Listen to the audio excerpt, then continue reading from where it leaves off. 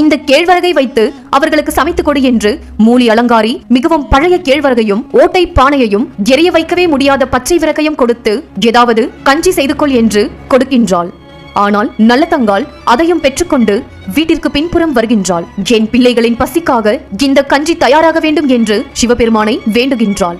அவளது பத்தினி தன்மையால் பச்சை விறகு எரிகின்றது. ஓட்டை பானையில் கஞ்சி வெளியே வராமல் அதிலே சமைக்கின்றாள். பிள்ளைகள் எல்லாம் நாம் பசியார போகின்றோம் என்று சுற்றி நின்று ஏக்கமாக பார்க்கின்றார்கள். கஞ்சி தயாரானதும் அதை பிள்ளைகளுக்கு கொடுக்க எடுத்து வைக்கின்றாள். ஆனால் அதை பார்த்த மூலி அலங்காரி, நீங்கள் அனைவரும் ஓடுவீர்கள் என்று பார்த்தால் சமைத்தா சாப்பிடுகின்றீர்கள் என்று அங்கிருந்து வேகமாக வந்து கஞ்சி இருக்கும் அந்த பானையை தூக்கி உடைக்கின்றாள். பசியால் ஏங்கியிருந்த பிள்ளைகள் கீழே விழுந்த அந்த கஞ்சியை நாக்கால் நக்கி குடிக்கின்றார்கள்.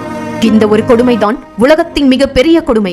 அதை பார்த்த நல்லதங்காள் விரக்தியில் அப்படியே நின்றுவிட்டாள். என் பிள்ளைகளை இந்த நிலைமையில் நான் பார்க்க வேண்டும், இனி இந்த உலகம் எனக்கு தேவையில்லை என்று மனமுடைந்து கதறி அழுகின்றாள். பிள்ளைகளை அழைத்துக் கொண்டு நல்லதங்காள் காட்டு வழியே வருகின்றாள். தன் அண்ணன் அடையாளம் காண்பதற்காக ஆவாரம் பூச்செடிகளை வழியில் போட்டுக்கொண்டே வருகிறாள்.